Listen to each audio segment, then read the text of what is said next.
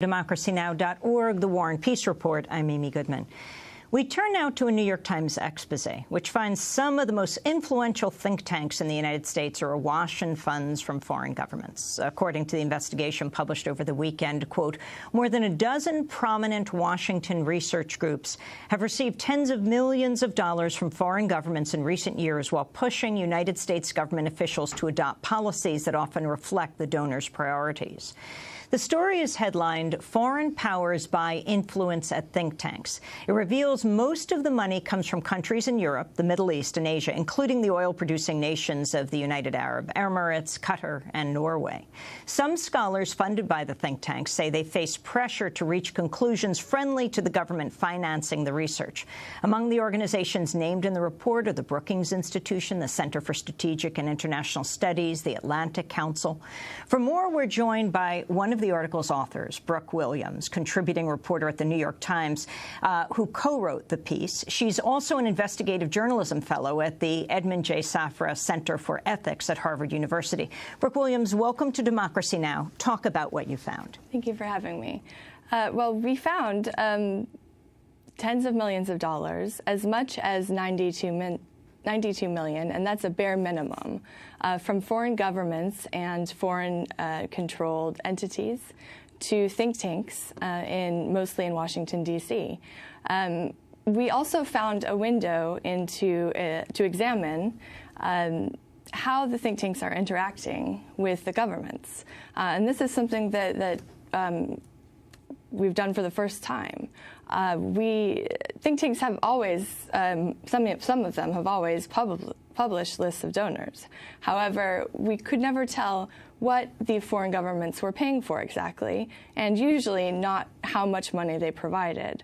However, we used public records from one of the governments and provided a window into how the think tanks were interacting. And what we found were some agreements in which the foreign government, Norway in particular, was explicitly asking a think tank to approach, think tank being? The Center for Global Development, and to approach U.S. policymakers with a specific objective that was in the government's interest. And we found that donors— What were they asking for? They were asking for to double spending in a foreign aid program.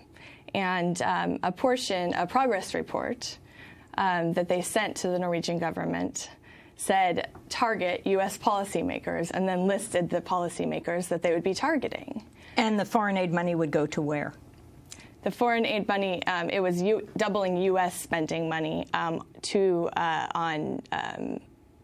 it's a deforestation effort. So it's a climate change agenda. Mm-hmm. And talk about other examples that you found. We found letters, for instance, from think tanks such as the Atlantic Council, and they're on the document viewer that's on readers can see on the website. You built the database. I built the database, Mm-hmm. and so yes, and this is the first of its kind in which we can really track how much money. I mean, it's coming from all over the world, but as you mentioned, certain areas are more heavily involved. But we found letters, for instance, from the Atlantic Council to a Norwegian energy minister, inviting them to attend an event and saying to the state-owned oil company, if you attend, this will really benefit your interests. We found, in one case, a Brookings scholar saying that he would help to bring along a State Department official to a meeting. And Norway is a major donor to Brookings. Let me bring in Brookings' response, who he called. This is a message published by Strobe Talbott, president of the Brookings Institution, in response to the New York Times article on foreign powers buying influence at think tanks. Talbott writes, quote, by disregarding important facts and taking information out of context, The reporters drew inaccurate conclusions that misrepresent the work of Brookings and ignore the institutional safeguards we have in place to ensure complete independence for our scholars' research and policy recommendations.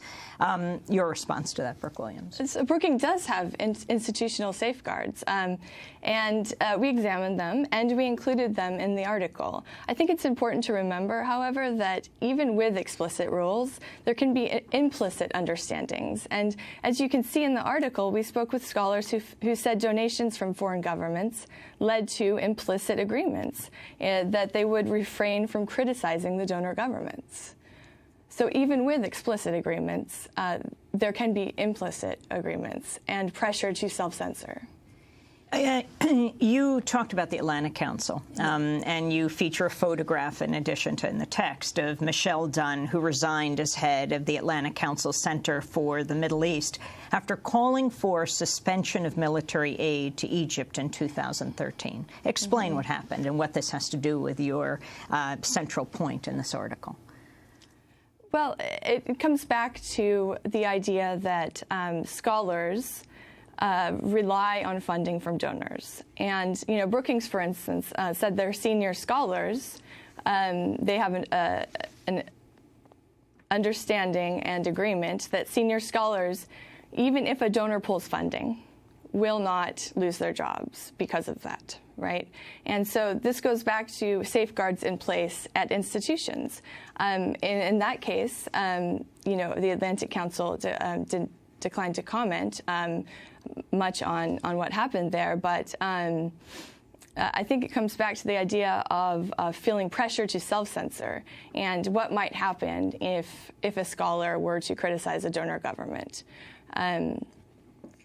Talk about the laws in the United States, not just the rules of these different organizations, around the issue of registering as a lobbyist. Right. Yeah. So the law pertaining to foreign government interests is much more strict than the Lobbying Disclosure Act, which we know companies registered to lobby.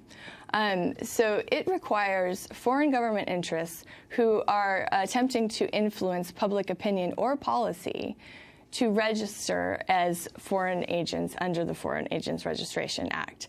And those filings are extremely detailed. They contained the dates and contacts of reporters, think tank officials, you name it. They listed the dates of contact, the purpose, whether it was by phone or in a person meeting. And it goes back to World War II in an effort for the U.S. government to distinguish between Nazi Germany propaganda and research. And so this. Do you think these think tanks should have to register as foreign agents? Well, what I can say is that we spoke with attorneys who specialize in this area and examined several times the documents that we obtained, the agreements between the think tanks and the foreign governments. And the language in the documents, in these agreements, those attorneys felt was strong enough. They leaned back in their chairs and said, wow, this is explicit. Some of the documents explicitly showed how the government was asking the think tank to influence public policy and, in some cases, opinion. You have a piece under the subheadline Parallels with Lobbying. The line between scholarly research and lobbying can sometimes be hard to discern.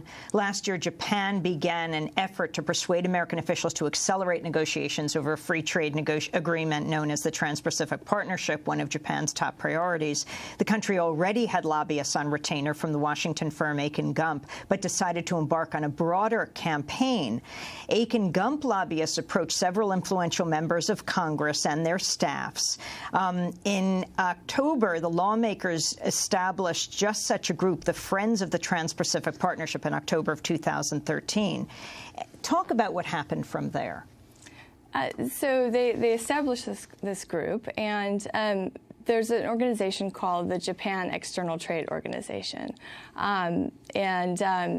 We found in filings with the Department of Justice that they had been paying the Center for Strategic and International Studies, as well as other think tanks, for research and consulting. And then we also documented that the product of these seminars and groups that they held was to promote the Trans-Pacific Partnership. Now, a scholar there, ended up testifying before Congress promoting the Trans-Pacific Partnership. And what this comes down to is, do lawmakers know when someone from a research organization approaches them with a policy recommendation? Do they know that a foreign government has funded that organization, or in some cases, even the policy paper itself? And explain the Center for Strategic and International Studies relationship with this? Well, the Center for Strategic and International Studies has a seminar. It's called the JETRO CSIS Seminar. Annually, they bring together lawmakers, specifically lawmakers who are in charge of U.S. trade policy, and Japan officials who are in charge of Japan's trade policy, together, funded by the Japanese government and this Japan Trade Organization, to discuss U.S. policies in trade. And those policies are very important to Japan. So attorneys who looked at these documents, that area was more gray than perhaps the Center for Global Development and Brookings, but it still produced questions. Was this lobbying? Bringing together, it was providing access at the very least. Did you find violations of U.S. law? The attorneys we spoke with thought that the documents they reviewed, that I requested and obtained from Norway, the attorneys we interviewed believed that two of the think tanks have. Can you name those two think tanks? Brookings and the Center for Global Development. And so where would that lead? Well, it's hard to say. The Department of Justice is in charge of the Foreign Agent Registration Act and in charge of enforcing it. And we'll have to see what happens from here. Well, we'll leave it at that. I want to thank you very much for being with us. Brooke Williams is one of the journalists who wrote the New York Times piece, Foreign Powers by Influence at Think Tanks. She is also an investigative journalism fellow at the Edmund J. Safra Center for Ethics at Harvard University, and built the database that you can see. We'll link to the New York Times piece that links to that database. This is Democracy Now!, democracynow.org, The War and Peace Report. 13 years old and working in the tobacco plantations in North Carolina and other states. Stay with us.